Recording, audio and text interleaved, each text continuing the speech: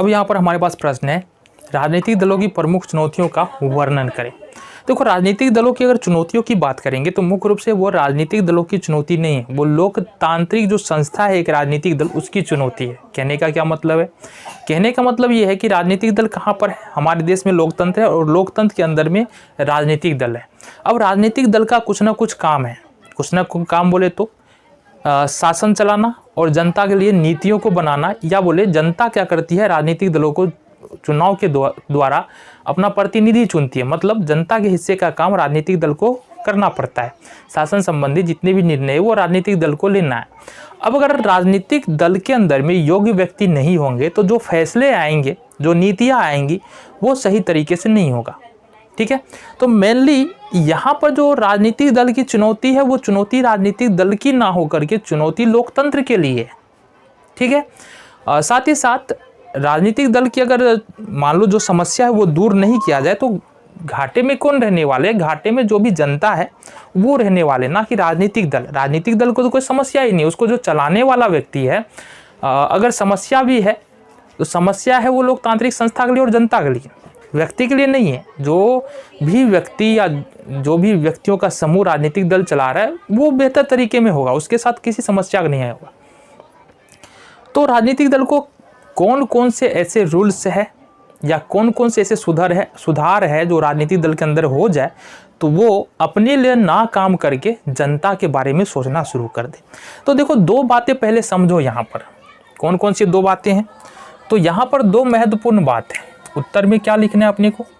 दो महत्वपूर्ण बात है। एक पहली बात तो राजनीतिक दल को परिवारवाद और वंशवाद से बचाना होगा। किससे? परिवारवाद और वंशवाद से बचाना होगा। अब बोलोगे परिवारवाद और वंशवाद ये कौन सी बला होती है, ये क्या होता है? देखो, कोई भी राजनीतिक दल है ना, उसके अंदर में यदि एक ही परिवार के लोग विभिन्न विभिन्न पद पर हो तो वो परिवारवाद कहलाता है। कहने का मतलब उस राजनीतिक दल के अंदर में जितने भी फैसले लिए जाएंगे वो किसी एक परिवार के व्यक्तियों के द्वारा ही लिए जाएंगे, या फिर कोई मंत्री पद अगर बट रहा होगा तो एक ही परिवार के या उसी के जो फ्रेंड सर्किल के लोग हैं उसी को वो मंत्री पद दिया जाएगा। तो ये कहला जाता है तुम्हारा परिवारवाद। परिवारवाद समस्या किस प्रकार है? जाहिर सी बात है, एक सिंपल सा उदाहरण देखते हैं। मान लो कि किसी परिवार में एक क्रिकेटर है जो क्रिकेट खेला लेकिन उतना सफल नहीं हुआ, तो उसको क्रिकेट की बेहतर नॉलेज है। अगर उस क्रिकेटर को चलो भाई एक मंत्री पद दे दिया जाए, स्वास्थ्य मंत्री बना दिया जाए, तो क्या वो क्रिकेटर स्वास्थ्य मंत्री का पद सही तरीके से कर पाएगा मैनेज? बिल्कुल नहीं कर पाएगा, क्योंकि उसको जानकारी क्रिकेट की है और वो स्वास्थ्य मंत्री है। सेम बात यहीं पर होता है। हो सकता है किसी राजनीतिक पार्टी के अंदर में कि जो व्यक्ति को मंत्री पद दिया गया हो या जो कार्यभार दिया गया है उससे बेहतर व्यक्ति उस दल में है या दल से बाहर हो सकते हैं। लेकिन समस्या ये है ना कि परिवारवाद है, परिवार या फ्रेंड सर्किल में लोगों को पद बांटने हैं। जो भी राजनीतिक दल में आएगा वो परिवार के लोग आएगा या दो फ्रेंड सर्किल के लोग आएगा।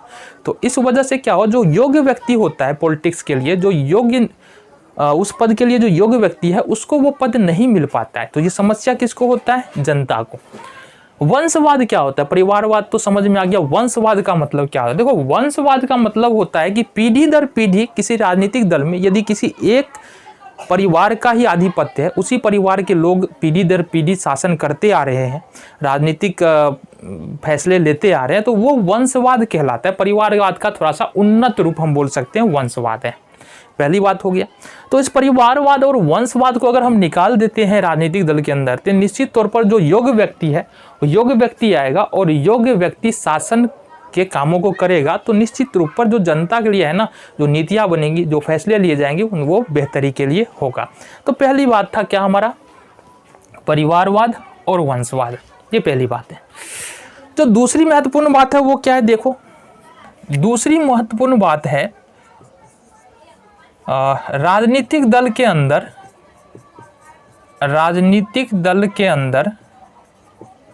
अंदर लोकतंत्र का अभाव।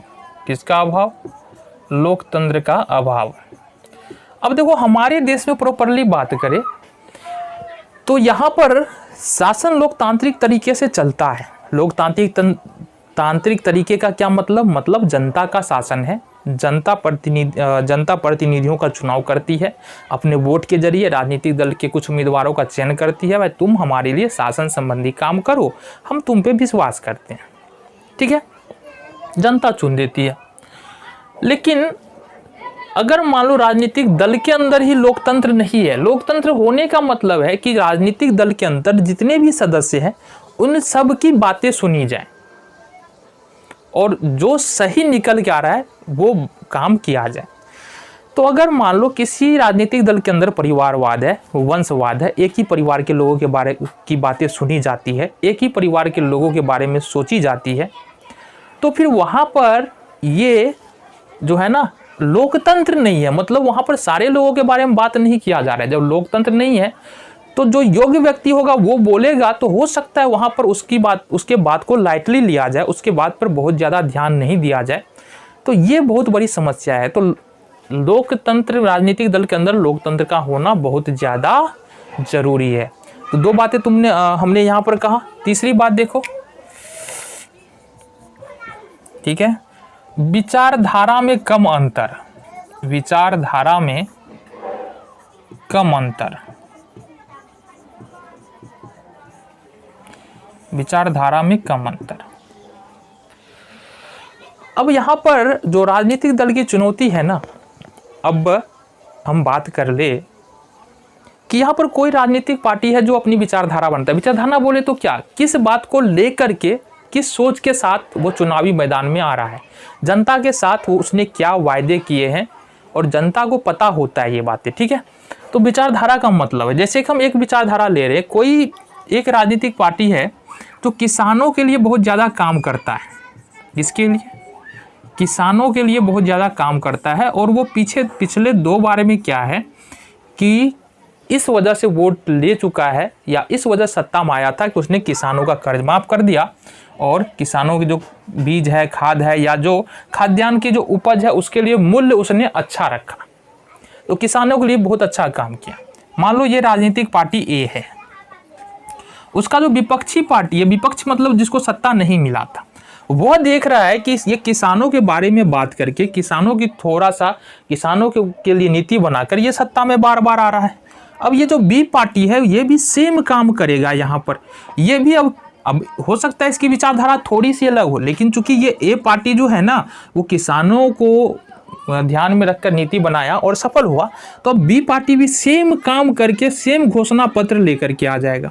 अब ए और बी पार्टी को चुनना थोड़ा सा कठिन हो जाता है यहाँ पर, दोनों ही मुद्दे क्योंकि एक यहाँ पर आ जाते, मतलब विचारधारा में कम अंतर हो गया। अब मुद्दे दोनों के सेम हो गए हैं, विचारधारा दोनों को सेम दिख रहा है। तो ये थोड़ा सा यहाँ पर समस्या होता है कि अब जो राजनीतिक पार्टियां आ रही है उसको चुनना थोड़ा सा ज़्यादा मुश्किल हो रहा है। क्यों मुश्किल हो रहा है? क्योंकि वहाँ भी अब समझने वाले व्यक्ति हैं राजनीतिक दल के अंदर में, और साथ ही साथ हमारी जनता भी है ना अब थोड़ा सा समझदार हो रही है, ठीक है। जो हम लोग वोटिंग करते हैं ना, अब थोड़े से शिक्षित हो रहे हैं और समझदार हो रहे हैं। तब हमको स्पष्ट पता चलता है कि भाई ये पार्टी जो है ना हमेशा से किसानों के लिए करते हैं काम, तो इस पर अगर हम दाव लगाते हैं तो ये फेल होने की संभावना बहुत कम है। लेकिन ये बी पार्टी क्या पता कि अभी चुनाव में मान लो कि ये ऐसा हमको बता रही है, लेकिन शासन में आने के बाद क्या करें, ठीक है। तो ये सारे मुद्दे हैं। चौथा जो समस्या चुनौती है वो है गठबंधन। किसकी है? गठबंधन। अब ये भी एक बड़ी समस्या है। गठबंधन का मतलब क्या होता है? देखो, जब दो पार्टियां मिलकर के सरकार का गठन करती है तो वो गठबंधन की सरकार कहलाती है। जब किसी भी पार्टी को बहुमत नहीं मिले और यहाँ पर तो क्या होता है, दो पार्टियां एक साथ आ जाती है तो वो बहुमत प्राप्त कर लेती है। तो गठबंधन क्या करते हैं, आओ हम इसको समझा देते हैं।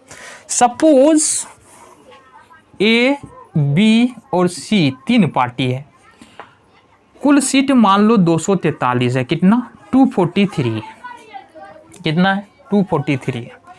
इस पार्टी को मिल रहा है 100 सीट। ए पार्टी को कितना सीट मिल रहा है? 100 सीट, यानी 100 सीट पर यह विजयी है। बी पार्टी को मिल रहा है 43 मान लो 80 सीट, ठीक है, और इसको मिल रहा है 63 सीट। अब बताओ बहुमत यहाँ पर किसके साथ है? बहुमत तो ए पार्टी के साथ है, लेकिन सरकार ए पार्टी की बनेगी नहीं। कब नहीं बनेगी? जब ये बी और सी मिल जाएगा ना, तो गवर्नमेंट इसकी बन जाएगी, क्योंकि बहुमत अब इसके साथ आ गया है। तो यहाँ पर सोचने वाली बात है, ये तो विचारधारा बटा हुआ था, बी और सी जो पार्टी है उसकी विचारधारा बटी हुई है, लेकिन ए पार्टी के साथ 100 सीटें थी इसके पास, फिर भी इसकी गवर्नमेंट यानी कि सरकार नहीं बन रही है। तो ये भी कहीं ना कहीं इसमें थोड़ा सा फेरबदल और यहाँ पर थोड़ा सा कानून बनाने की जरूरत है, थोड़ा सा फेरबदल करने की जरूरत है, ताकि हालांकि सुविधा भी होता है गठबंधन की वजह से, लेकिन थोड़ा सा नुकसान भी है। तो यहाँ पर सोचने की जरूरत है, थोड़ा सा दिमाग लगाने की जरूरत है विचारधारा में। अब पांचवा जो है वो है दल बदल। हालांकि इसके लिए कानून बनाया गया है, दल बदल के लिए कानून बनाया गया है, लेकिन कितना प्रभावी है ये सोचना। दल बदल का मतलब क्या है? दल बदल का मतलब फिर से समझा दे। सपोज मान लो ए और बी दो पार्टी है। ए पार्टी से मान लो कि एम कोई आदमी है जो ए पार्टी से चुनाव लड़ता है और जीत जाता है। बाद में ये क्या करता है, ये पार्टी छोड़ करके बी में शामिल हो जाता है। तो जीता ए पार्टी से, चला गया बी पार्टी से। हालांकि अब नियम बना दिया गया है, लेकिन फिर भी ये नियम बहुत ज़्यादा कारगर नहीं है, दल बदल कानून, ठीक है। बी में चला गया, तो इसको, ये भी दल बदल भी एक बड़ी समस्या है और इसको भी रोकना बहुत ज़्यादा ज़रूरी है। तो ये 5 बातें बोल सकते हैं कि राजनीतिक दलों की चुनौतियों में परिवारवाद, वंशवाद को हटाना पड़ेगा, राजनीतिक दल के अंदर लोकतंत्र होना चाहिए, विचारधारा में कम अंतर रह गया राजनीतिक दलों में, जिससे चुनाव समय में समस्या होती है, गठबंधन की सरकार कभी कभी लोगों की समझ से परे होता है, और दल बदल जो है वो एक बहुत बड़ी समस्या है राजनीतिक पार्टियों के लिए। तो ये था राजनीतिक दलों की समस्या।